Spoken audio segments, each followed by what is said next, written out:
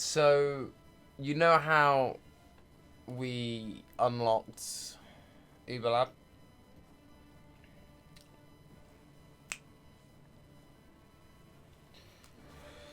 Um,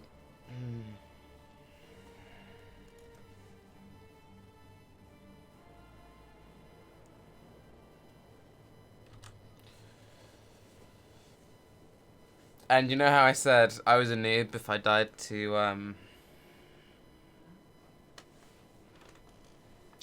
yeah.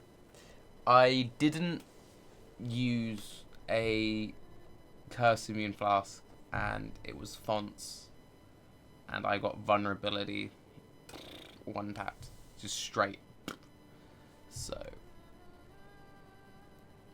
yeah, let's do a quick review of what we've lost. This is only my third RiP of the league. We've lost this character, a sweep character, and then we lost a Pathfinder. What build was that?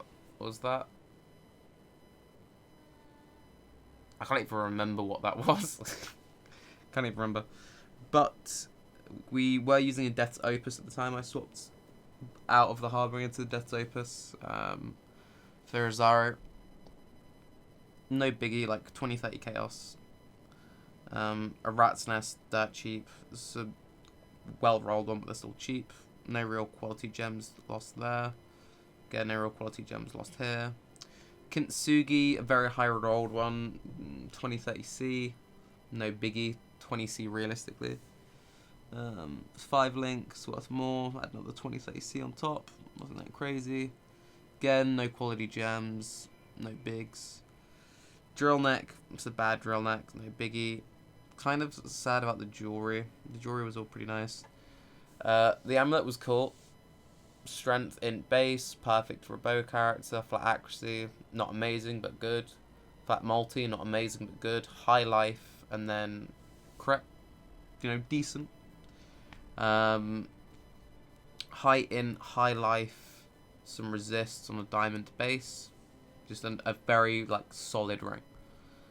Again, resist. I left it with an open craft, so I was still swapping stuff around. Good life, has some rarity, good base, PogChamp. These were a very nice pair of gloves. I actually got them pretty cheap. I only paid like 10C for them. High base evasion, tri-res, good res across the board, decent life. Pretty happy. The PogChamp Iron Wool Belt, the really PogChamp Iron Wool Belt. Sad about that.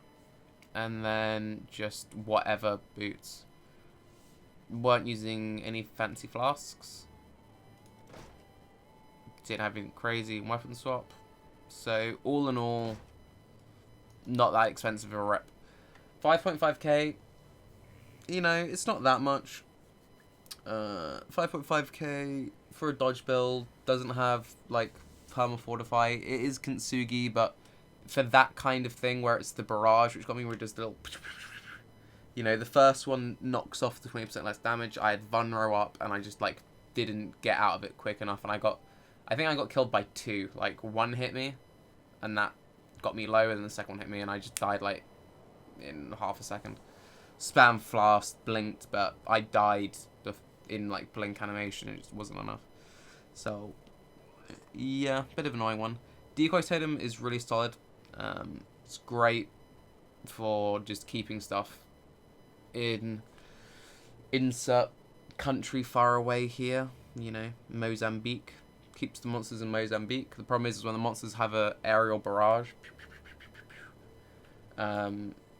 it's less effective. Overall, however, I'm not too sad to have lost this character. This was very much we were trying to do interesting things with Gladiator, which didn't work. Let's do a salvage job. And we weren't making particularly good use out of our Ascendancy. While the Leech was nice, and while the Leech was really solid for general mapping, because we didn't have a large enough HP pool, it wasn't enough, right? Because the problem is Leech is a very good mechanic if you then have the HP pool to back up, which is why Valpact and CI is so problematic. Now, we only had 5.5k at the time. You know, we were missing life on the tree. We were missing the rest of the Ranger start class. So we were missing a point here. I did have life in all of my jewels. As you can see, was only level 85, so we were missing 1, 2, 3, 4. So easily hit 6k life once you finish picking up those life nodes, and with base levels very easily.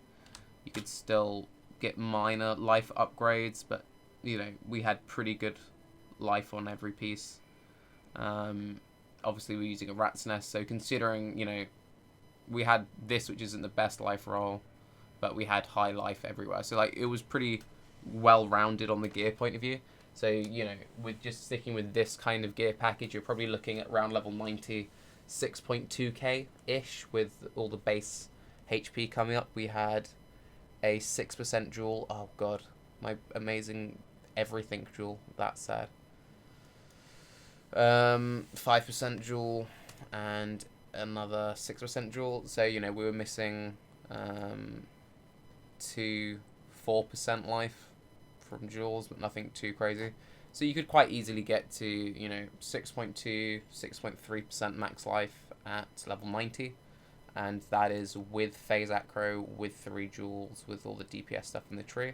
So I'm pretty happy with that. And that's also with some fluff stuff like attack speed and accuracy and druidic right. You could drop those 3 points, pick up more little in-betweeny nodes, or whatever.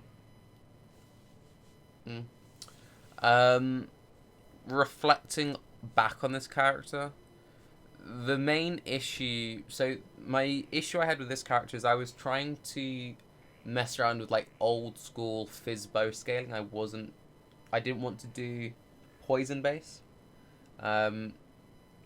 My original concept was the Doomfletch Prism, as you're aware, and then when we stopped doing the Gladiator shenanigans, we dropped the Doomfletch Prism and instead just went with just like raw fizz bows, standard multi bows, because I wanted to kind of avoid poison, because we all know there's this imminent poison nerf incoming, and I've already played a lot of poison already this league. What I should have done is I should have just picked up a Wind Ripper, and I should have gone elemental base.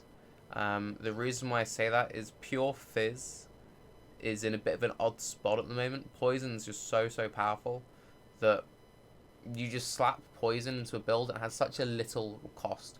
Especially in this kind of build where I can just equip the snakebite gloves. It's literally a case of get a pair of, you know, snakebites give what, 70 flat life? So they'd actually give, you know, more life than my rare. You just need to reposition the resists around to keep any weakness cap. Very easy to do. And then suddenly you have poison spilled, you have loads of single target damage, you have loads of AoE damage, because poison's still good for pack clear, and you know, you've then got a PogChamp build. I could have very easily done Wind Ripper. If you were just staying on like tight budget, just Voltaxic is still amazing. Voltaxic is still absolutely incredible. If I wasn't avoiding poison, that would have been my go-to bow. I would have just done Voltaxic poison and then just rocked that till endgame basically. It would have been really juicy. As for the next build, I'm not entirely sure what I want to do. I will throw out a few ideas to you guys, just so you could maybe offer some suggestions based on what I've said. This doesn't mean Blade Flurry, play Blade Flurry, play Blade Flurry. Now everyone's going to say play Blade Flurry. I've been wanting to revisit Null's Inclination. Null's Inclination is one of my favourite items in the game. People who watch me back in Perendis remember I played a Null's Inclination Pathfinder. Around about the same time Neversink was playing Null's Inclination and Hedgie also made a Null's Inclination build. I had quite a few people say they preferred my version, which at the time was quite a big deal for me, because you know I have lots of respect for both Neversink and Hegemony. So when, you know, I had quite a few people saying out of all the Null's Inclination builds I've tried this league, I like yours the best, that was like, oh, PogChamp, you know, because I really respect those two guys as build designers. Although, you know, mine was a Pathfinder and theirs one, so it's probably just I picked Pathfinder. But anyway, since then there's been the whole, you know, cast win crit nerfs, and they went and they nerfed a bunch of uniques which had similar mechanics, and they added this internal cooldown to Null's Inclination, if I recall correctly, which didn't previously exist. So I'm kind of interested to see how that would work with the changes to it, if it's still perfectly fine. And also, since I have been doing, you know, all these poison builds at the start, obviously I've taken a slight break with the Exposed Sphere character, then obviously this character. Null's Inclination's got like 180 flat chaos top end. Let me just double check that. And I think a 6% base crit. Like, Null's Inclination is, like, no joke, a really nice poison bow. So just using it purely for that might be pretty powerful.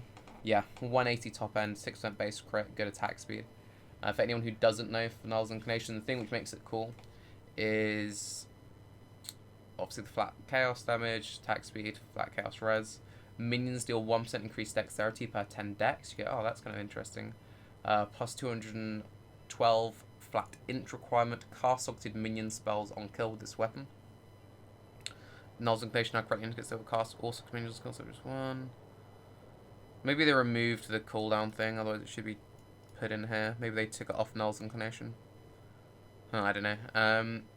But since this, there's also been the perfect form, which gives you percentage dexterity, so a little bit of dexterity scaling through that. Maybe just push a little bit more minion damage.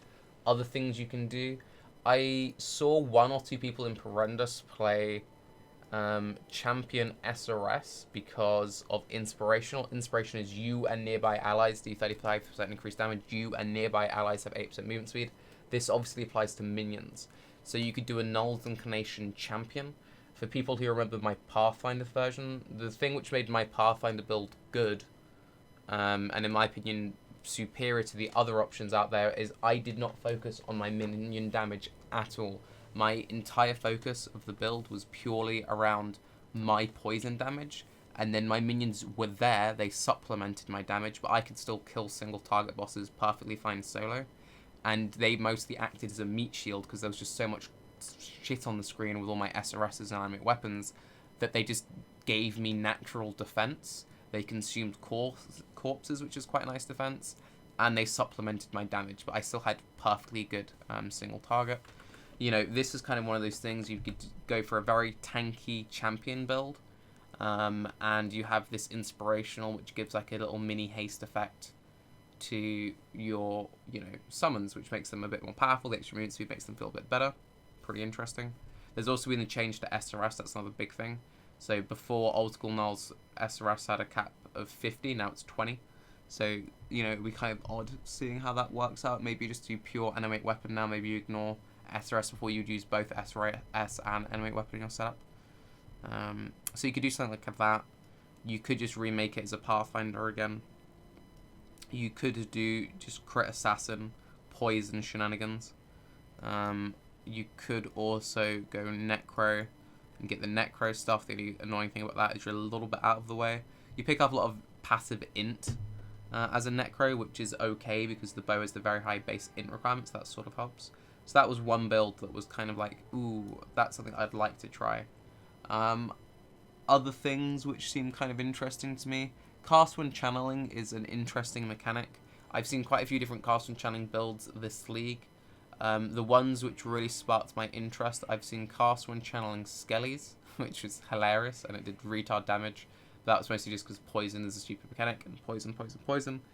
Obviously, cast when channeling animate weapon, I don't need to tell you how good that is. And interestingly enough, Detonate Dead. Detonate Dead doesn't have the spell tag, but you can use it with a cast when channeling setup. I've tested it a little bit in standard with Simon. Couldn't really come up with a skill setup that I like. You can do a poison based and do conversion consuming dark with a cast when channeling Detonate Dead. You can just do basic Flame Blast cast when channeling Detonate Dead, then you may as well just be playing Flame Blast, Incinerate, etc, etc. None of them quite felt that amazing to me, but it was a really cool concept, and I think there's something in that package which is like interesting, but I'm not sure if I'm the person to really break that down. It's like I've always wanted to play a Mirror Arrow Trapper, and Mirror Arrow Trappers always look really cool, but I'm not much of a support player. I've never really been very good at making support trees with loads of auras. So whenever it comes to making any kind of like necro attack based build, you just kind of, your brain frazzles a bit if you're not used to making those kinds of trees. So I've always sort of avoided those. Golem summoners, again, I generally avoid summoners because I don't like the mechanics of going out, getting specters, getting zombies. I find that very frustrating gameplay Whereas with the new golems, that is completely removed. How the jewels are ridiculously expensive, and it doesn't seem that amazing for what I've seen. So not too interested in that. In terms of melee builds that I'd be sort of interested in,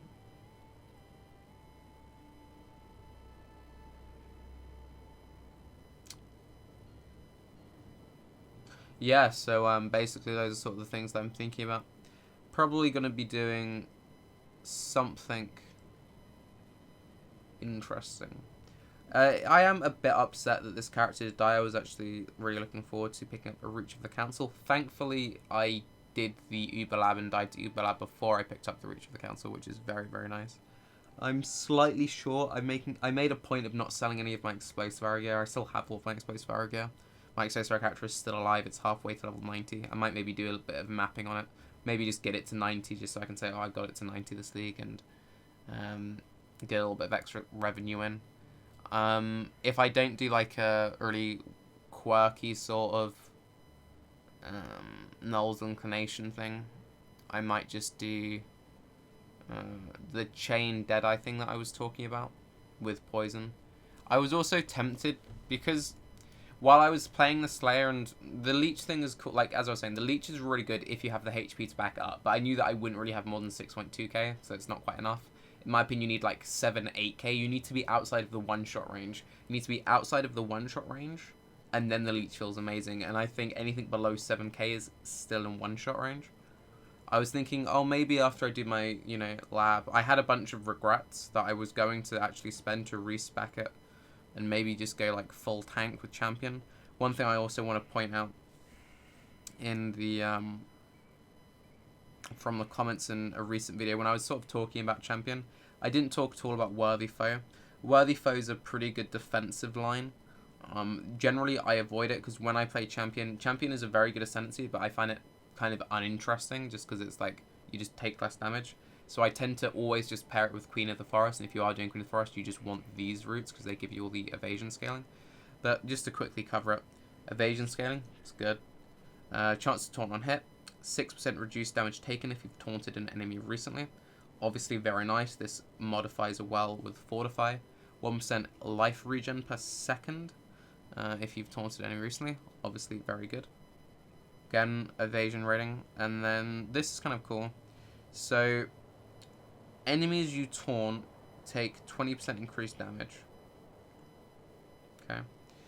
Enemies you taunt deal 10% less damage to other targets. If you wanted to do Super Tank, you could do Fortify, which is 20% reduced damage. This then becomes 26 reduced damage, and then monsters deal 10% less. But it's other targets, so it's only really good for party play. So now stop that. But you could basically you do something like Fortitude, Inspirational, Conqueror. If you wanted to be like super defensive, or you would go for First Strike Last Fall if you wanted the increased deeps and the super movement speed buff. It's basically you want 50% increased damage and attack speed, because obviously the 5% attack speed is better than taunt duration, right?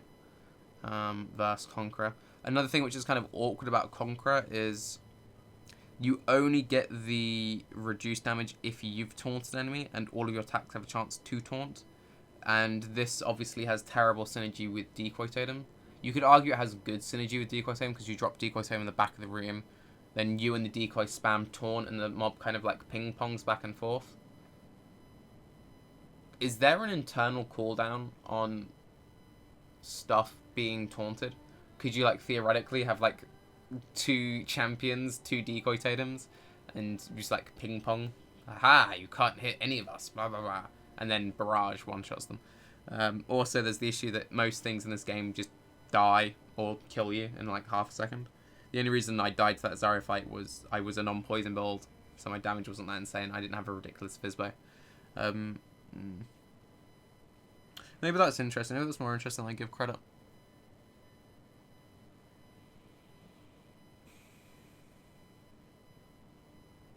Maybe. But anyway, I was thinking maybe I should just respec up this, go super tank, because I wanted to invest a lot of currency into a bow build, and then all the currency I invested into the bow build would just be whoa, super tank bow build. Maybe I just play this for the rest of the league, and this is just where all my currency goes. One of the things which... So as you guys know who followed me for a long time, is I really struggle with build fatigue. I struggle sticking on a build for a particularly long time. The longest I've stayed on a character was... I played VMS to 94, halfway to 95, in a flashback 2 week, and that was because I was really pushing to get a demi, because I just wanted to get a demi. I was on State of Exile, and like the top comment was like, "Oh my god, this noob doesn't have any active level 90 plus characters, shit player." And it's like, well, no, I get bored of my builds like level 88, 89ish, so I tend to just stop playing them rather than pushing them up. So I was like, you know what, sod it, screw these guys, let's just get a character up in the 2 week. And I started off with a Juggernaut Space Pharaoh character.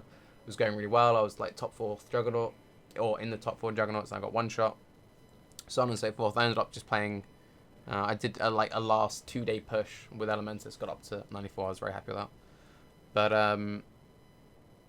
what was my point? Yeah, so I tend to get bored of builds around sort of the 90 mark, and also because I make guides and stuff, it's often when I start to enjoy the build slightly less, and I also have that slight pressure in the back of my head that, oh, people really want to see new content, I often look onto other things. When you play just a sort of generic... The thing which I like about builds, right, because the skills are so interchangeable, if you get bored of a particular setup, you can just swap like 3 gems and you're playing a completely different skill. It plays in a very similar fashion, but at least it visually looks differently. It's like with the whole ice shot thing. You know, I'd be swapping out Barrage and Blaster in single target all the time. I'd be swapping in Lightning Arrow and, you know, some maps I do Lightning Arrow, some maps I do Ice Shot. It's also why I really like Lightning Strike and Frostblade. Lightning Strike and Frostblade are probably my favourite 2 melee skills, and if I were going to play a melee build, it'd be one of those 2 skills. They both have horrible quality of life things about them, which make them kind of pretty Dan's game. But, you know, they have the same socket, they're interchangeable. Lightning Strike is better for some maps, Frostblade is better for other maps, you just swap between the 2, and it feels really good. If one gets a bit dull, swap it, you feel completely different. You do that for like a day worth of mapping, swap back to the other one, and it feels like you're constantly sort of like messing around with the character and you pick your favourites, and it's like, seems good. So, yeah. Not entirely sure what to do now. Do I mess around with nulls? Null sounds pretty cool. Probably do something like that. Do I do super tanky champion setup, super tanky champion nulls? So I just do like Voltaxic, save up Bringer of Rain, mess around with Bringer of Rain. I was also, not Bringer of Rain, Reach the Cancel. I was also looking forward to playing with a Reach the Cancel because I've never had one before. So I was quite looking forward to just messing out with different projectiles. Do I do my whole chain, extra proj, Deadeye thing? I don't know. I really try and avoid CI builds. I could do a CI bow build and, you know, not die to one-shots. But, I'm Tarky. I'm a pleb. A pleb in standard. But most importantly, reclaim the cats. Don't want to leave them in standard. They don't deserve to endure the horror which is standard. Feels bloody bad, man. Have a good day. Bye-bye. Thank God for bonus videos when Tarky rips.